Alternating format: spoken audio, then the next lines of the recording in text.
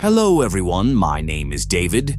Today we are going to take a look at another real story with you. Many case comes to the police. One officer looks at it very carefully and solves it with great efficiency, putting his entire mind into it. On the other hand, another officer, upon seeing a case, immediately holds his head, thinking he has to solve another case. He realizes he will have to use his mind on all this again, because this happens everywhere. Some people do their work wholeheartedly and with enjoyment, while another person sees the work as just a compulsion, something they must do to earn money. Those who work with heart and passion continue to progress, while those who work out of compulsion remain stuck where they are. There are many such cases where the police have no leads, no information about the suspect, no ID proof, and they don't know where to search for the killer. Despite this, the police use their intelligence to solve cases effectively. On the other hand, sometimes an officer has all the evidence, knows the suspect's identity, where they came from, and their name. Yet the case remains unsolved because the officer didn't fully utilize their knowledge, and the killer slips through their fingers. There are many instances where the police have no evidence but still manage to catch the culprit. Yet, in other cases, even with all the evidence in hand, the police can't reach the perpetrator. On January 20th, 2022, in a place called Bhiwandi, Maharashtra, there is a police station named Nizampura Police Station. The control room at this station received a phone call. When the officer answered, the caller said that near the Ramnagar area, under a bridge, there is a sack that seems to contain a human body because there are bloodstains visible outside the sack. As soon as the call ended, the police quickly dispatched a team to the location described by the caller. When they arrived, they found a sack, and upon opening it, they discovered a human corpse inside. Police found a man's body, and his age was about a 40 to 45 year. He was fully clothed and his face was completely intact. No one had tried to damage it. The police were relieved, thinking that since his face and clothes were in good condition, he could be identified. They hoped that some ID might be found in his clothes, which could help them figure out who this person was. However, after searching his clothes and surroundings, they found no ID card, phone, or anything else that could help identify him. No clue about who this man was, where he came from, his name, or why he was there. The police were left with no answers to any of these questions, so they sent the body for a post-mortem. During the search, the police found a slip of paper, which was a doctor's prescription, suggesting that the man might have visited a doctor, perhaps because he was unwell. But even this prescription was torn at the place where the man's name was written, and the address and phone number were also torn. The police were left with just this torn prescription, which offered no solid evidence. However, a police officer noticed blue and red marks on the man's hands, which he had seen before in similar cases. He knew that these marks typically appear when someone works in or is connected to a pearl factory. The police suspected that this man either worked in a pearl factory or owned one. The police tried to solve this case with great focus and intelligence. There were many new officers involved, and they were very interested in the case, especially because it was a blind matter, and bringing it fully into the light was in their hands. The police had to use their brains to solve this case. Who was the person who was murdered? What did he do? Where did he come from? Who was his enemy? Who killed him? The police had to find evidence for all of these questions. They tried hard to find clues, but came up empty-handed despite extensive investigation. The police then divided into two teams. One team was given the task of decoding the doctor's incomplete prescription, with the responsibility of fully deciphering the half-visible writing on it. The second team was assigned to investigate the red and blue marks on the victim's hand, suspecting that he might have worked at a pearl factory. If so, they had to find out which factory it was. The two teams started their work. The team investigating the pearl factories visited various locations, trying to gather information about the victim. However, they found nothing. Although they showed the victim's picture to several people, no one could recognize him. Meanwhile, the team with the doctor's prescription visited different doctors and hospitals, but they too found nothing. The senior officer then instructed them to check the nearby medical stores, reasoning that if the prescription had been written, it must have been for some medicine. The team was told to go to the medical stores and see if they could find any clues there. The team now goes to every medical store and asks if the prescription belongs to any patient or if the man in question has visited them. But everywhere they get the same response: "No, we don't know anything about it." One day, while the police were asking around at various medical stores with the prescription in hand, they went to a store where the owner recognized it. He was surprised and mentioned the name of a doctor, saying, "This prescription belongs to that doctor." The police were pleased to finally have a lead that the man had visited a doctor.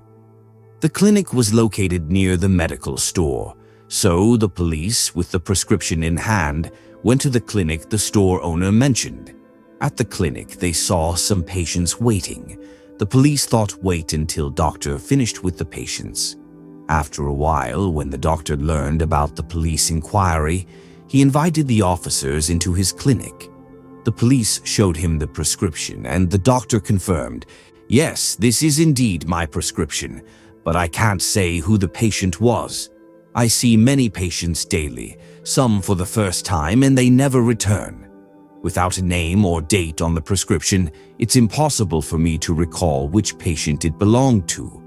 Although the prescription is mine, I can't provide any further details." This left the police feeling disappointed. They stepped outside, discussing among themselves how this whole process had wasted their time. They still didn't know who the person was, where he came from, or what his name was, and the doctor had no helpful information. They wondered how they would report their findings to their senior officers. As they were talking, a lady who overheard them approached the police and said, "Sir, there's a woman in our neighborhood whose husband has been missing for several days and hasn't returned home. And she is extremely worried. She goes to each and every house asking if anyone has seen her husband. She even came to our house and searched a lot, but there was no trace of her husband. Yes, her husband and his family visit this doctor whenever they fall ill. The woman said it might be possible that the person about police talked about is her husband. The police said they haven't found much at the doctor's place, but it's worth investigating to see if we can find the man who was murdered." Then the police asked the woman for that woman's address, and she provided all the details. The police went to the location she mentioned. When the police reached her house, they knocked on the door. As soon as the door opened, the police entered and began questioning her, showing her the doctor's prescription slip, asking if she knew this doctor. The police told her the doctor's name, and the woman confirmed that she and her family went to this doctor for treatment whenever they fell ill. The police then asked her where her husband was, and she replied that he hadn't come home for days. She had even reported him missing at the local police station, but no trace of him has been found. Then the police asked her what her husband's name was, and she replied that his name was Armaan Shah and that he was around 40 to 45 years old. The police realized that the age of the person who was missing and the age of the body they had found matched. So the police asked her how long her husband had been missing, and she said that he had disappeared on January 19th.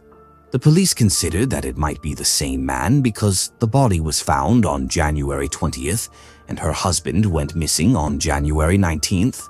Then the police told the woman that she would have to come with them. She asked if she could bring her son along, to which the police agreed. She went with them, taking her son along. The police took them to the hospital where the man's body had been kept after the post-mortem. Then police asked her that you know this man, but she refused, said that he is not my husband. Despite being so close, the police still found no leads.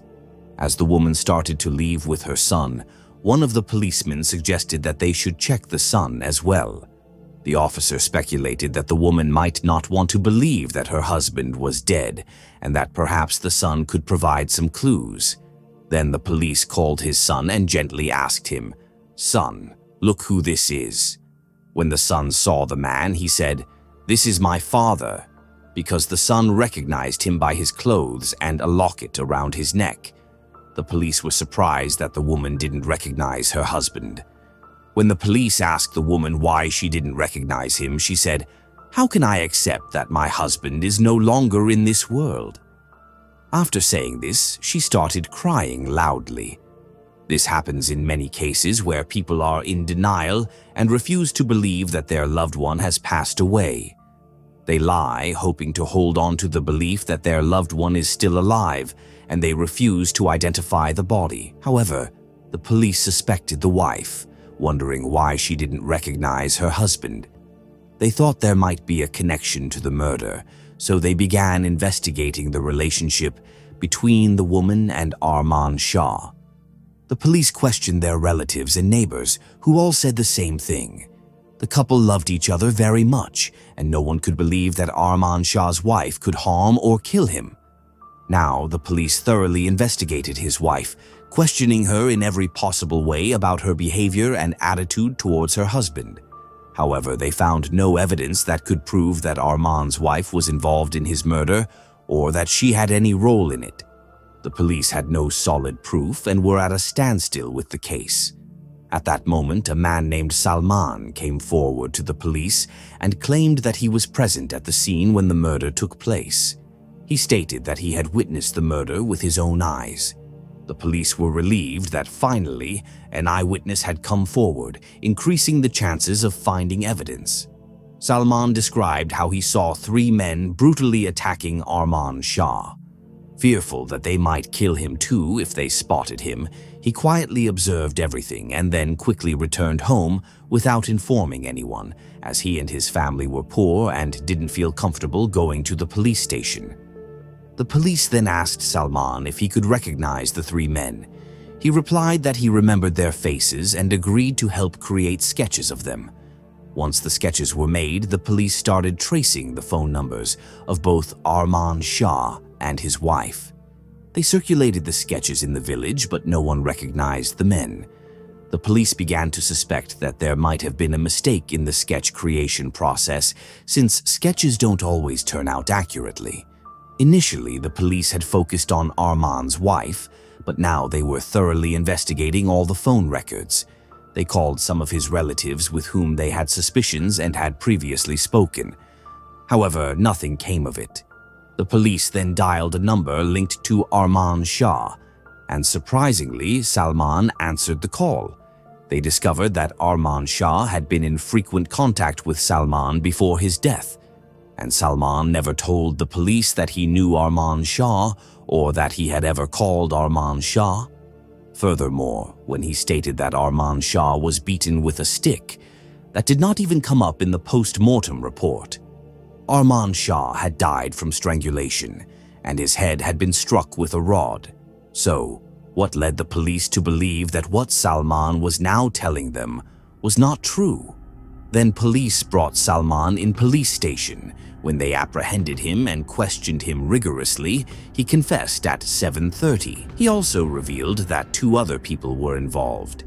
The police then arrested those 2 individuals and brought them to the station.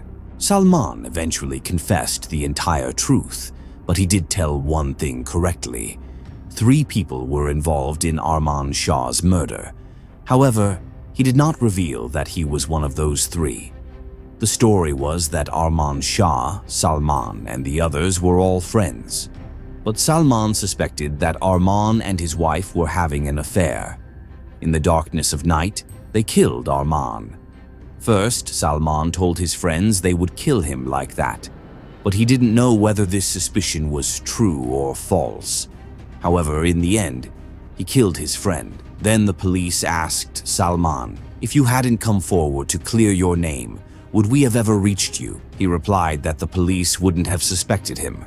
Additionally, he stated that he intended to keep the police distracted with his story so that his 2 accomplices could return to their hometowns unnoticed. In this story, a man, driven by suspicion, destroyed a family, separating a wife from her husband and ultimately shattering lives. And in the end, even that suspicion wasn't proven to be true. It was never clear whether Salman's wife and Armaan truly had a relationship, or if it was all just something Salman convinced himself of. So, this was today's story. Thank you for joining us on this journey today. We hope you enjoyed the content and found it valuable.